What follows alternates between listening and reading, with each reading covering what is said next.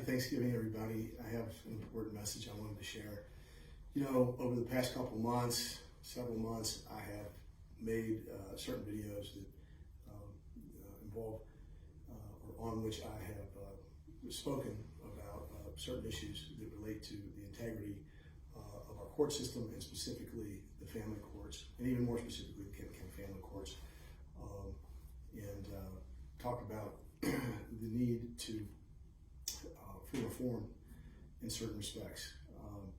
As a lawyer 20 years and somebody that's been around a little bit, former federal prosecutor who at one time prosecuted public corruption, and as someone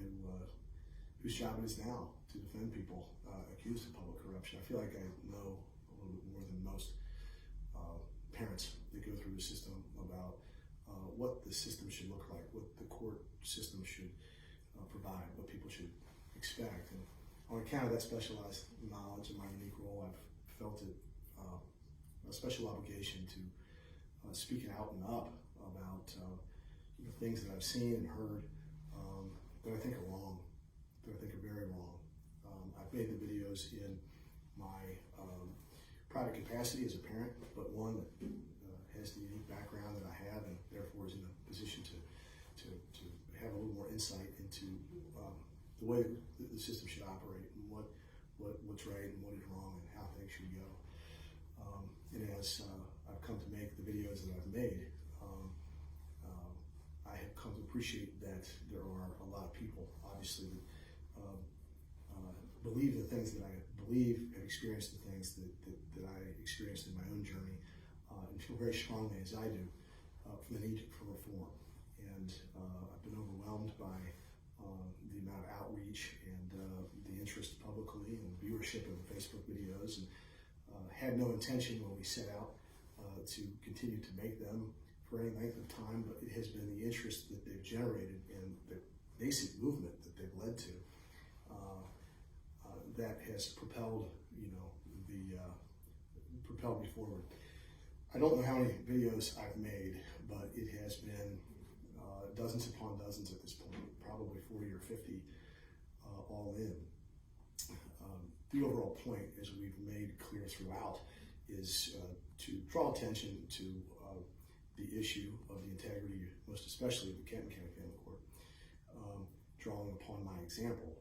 only as an example, however, to talk about the larger point, which really is the need to effect positive change and to right some of these things which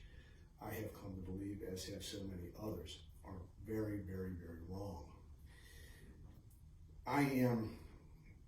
surprised and somewhat proud of the effect of these videos, as they have galvanized people and have led to a lot of disparate voices being connected in a way that allows them and me to effect positive change, where a whole bunch of quiet, disparate voices has turned into, at first, a quiet chorus, and now a growing and loud one. And I look forward to hosting the town hall on December 16th on account of somehow a hotline and even a website not being able to accommodate the interest in this subject matter, all of which was unexpected. I've put together a lot of videos, and as anyone who has watched them understands, they vary widely in approach and content. Some are about the system generally. Some are about specific instances of misconduct, where the misconduct is evidenced by materials that are in the public domain, and I include those in the Facebook post and speak to them. Some are reverent, some are irreverent, some are academic in nature and publish, in effect, data that we have worked very hard to acquire that shows in an objective statistical way, even over time, tremendous deviations from a norm that cries out for explanation, and frankly lends itself to no other explanation besides the manual influence, someone messing with the system. So these videos have been disparate in content, in tone, and in tenor. Some have been very, very, very happy as I've celebrated the positive achievements that we've been able to be a part of. Some of them have taken a very harsh and direct negative tone in speaking of particular instances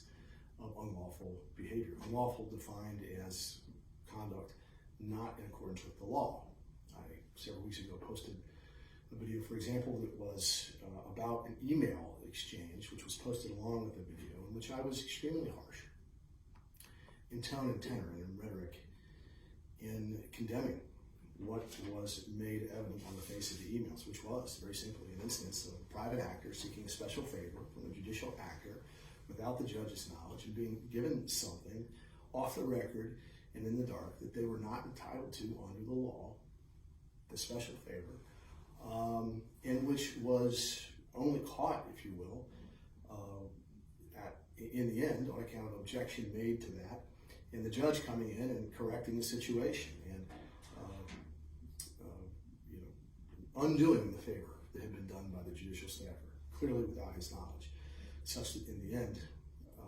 the special favor was avoided. But the email exchange on its face is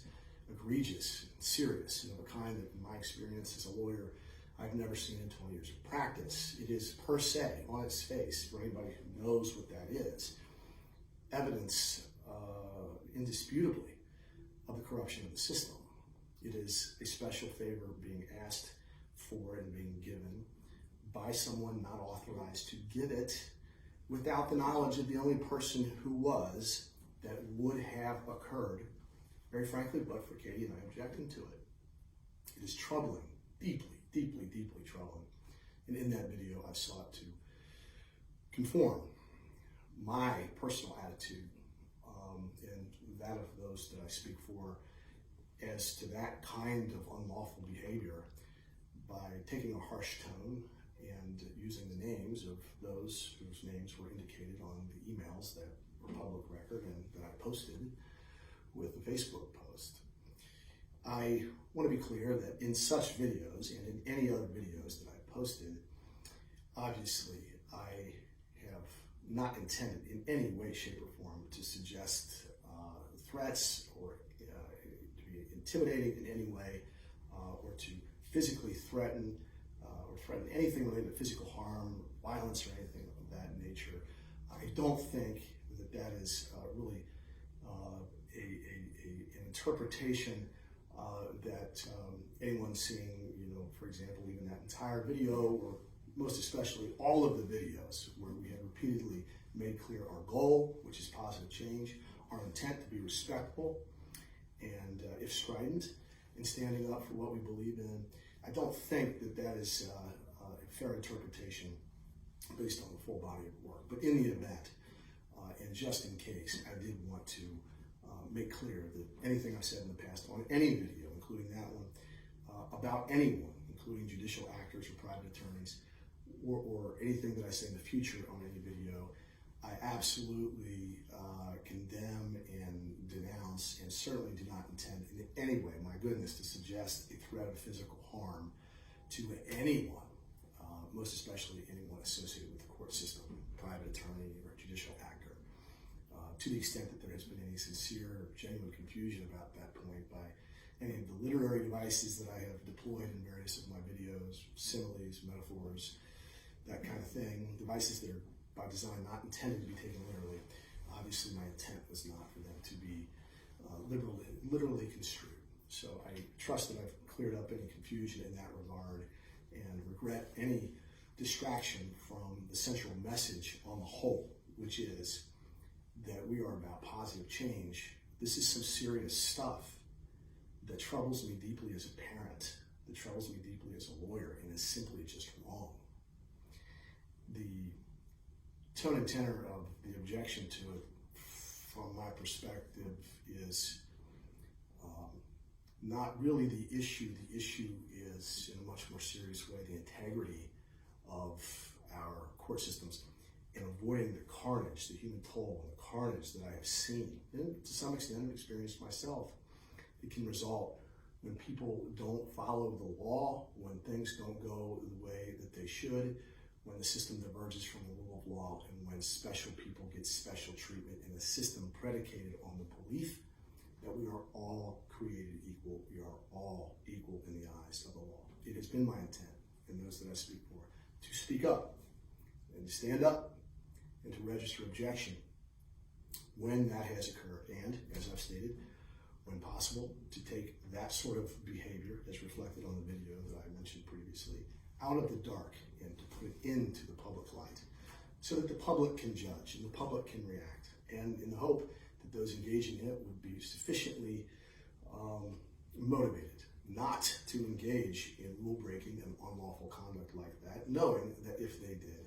we would put it into the public domain and the public would see it. We have affected positive change. All of these videos, taken as a whole, the truth is, I'm very proud of, and I'm very proud of them for this reason. They have led to very tangible results that are positive change. They have achieved positive change in their own amateurish and accidental way. There are two examples. One is the specific instance in which I spoke rather harshly and used the names of two of the actors involved, whose names were on the emails, and who, very frankly, if you're in a position to do those things, then you need to be prepared to be called to account for conduct of that kind, whatever the tone of those calling you to account. But very frankly, as it turns out, and as I've indicated in other videos, there have been substantial changes to that procedure that have been affected by the court since that time to prevent that kind of thing from ever happening again. And I've spoken about this in a prior video, and I'm delighted by that. We achieve positive change by holding people accountable for abiding by the rules, and when they are held accountable for breaking them, we reinforce the rules and ensure that the rule of law, and that is to say, the principle that everybody is treated equally under the rules, under the law, is buttressed and elevated, and I'm delighted by that. The other example that I would cite that I'm very proud of, perhaps most of all, is some of our academic work that we've done. The lab, the young whippersnappers who have spent countless hours in there mining specific data that we've identified to identify patterns within the court tied to its practices that we suspected, and ultimately correctly suspected, reflected a dramatic divergence from what would be expected as the statistical norm, and which can only be explained by some hand directing traffic one way or another. I'm speaking very specifically of our work and my team's work, to give them the proper credit, on the data research on the statistical disparities between the time from issuance of a court order in the Kenton Family Court to entry in the clerk's office. That work was academic in nature. We published the videos so that other people would have the benefit of our research, and it appears that other people did benefit from our research, and not just anyone. Upon information and belief, and what I've been told, I haven't confirmed this, but that video was sent down to Frankfurt, and the people in charge of making sure that no one messes with that system, and that litigation and outcomes are not guided by people affecting that mechanism, put boots on the ground and went through the files, and that substantial changes have been made down there based upon what they've found. That is positive change. That is our purpose. That is why we did the videos, and I've been delighted and encouraged by that. I speak on behalf of a lot of people who have asked me to speak on their behalf, and I want to send a special message which underscores why we're doing what we're doing in a way that's far better than I could ever do it. And a friend of mine that I met through this journey texted me one day and said the following. He said, "Ben, you might not be aware of this, or maybe you are, but you aren't just fighting for yourself. You are fighting for so many people that have been wronged by Kenton County Family Courts. We have had our own personal experience with shady backroom dealings, termination of parental rights, etc., because the people we were dealing with had close personal relationships. We were collateral damage in the injustices of favoritism, special treatment, and unfair actions. I wanted you to know I stand with you, and you are in my morning prayers daily. You inspire me. You give me and countless others hope. Keep up the good fight." Messages like that, and the others like it that I receive all the time,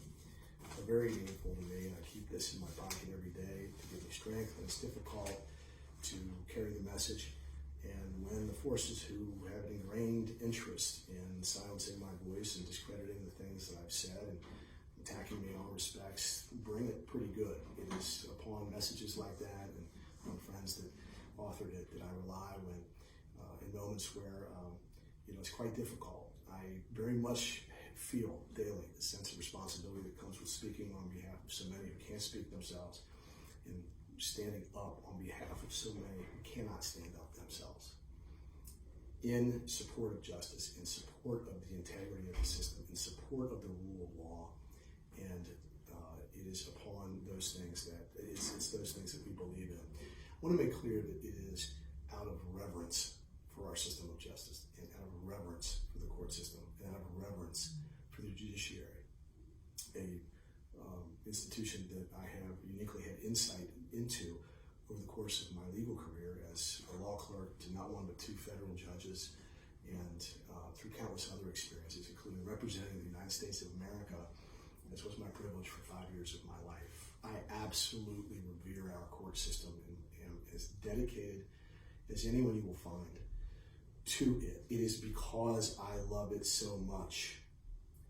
that I find it so abhorrent that the human stewards of these public institutions would diverge from the rule of law and use these institutions not for their proper constitutional purpose, but for their own private, personal ends. It is as offensive to me as anything is in this world to do that in the context of courts that affect families, kids, parents, that go right to the heart, the fabric of who we are as a society, is as serious a thing as anything I've ever seen. I have been deeply moved, deeply troubled, deeply, seriously troubled as a man, parent, lawyer, citizen by the things that I've seen. I understand that I've been in a unique position to see them, to understand them, and very frankly, to do something about them. I've been asked to by people who are in no such position, and I take that responsibility seriously. I've endeavored to carry the message best I can. I haven't done so perfectly. Nothing that I have said on these videos in the past, and nothing I say in the future should in any way be construed as a threat or intimidating or physical harm related in any way, shape, or form. Nothing could be more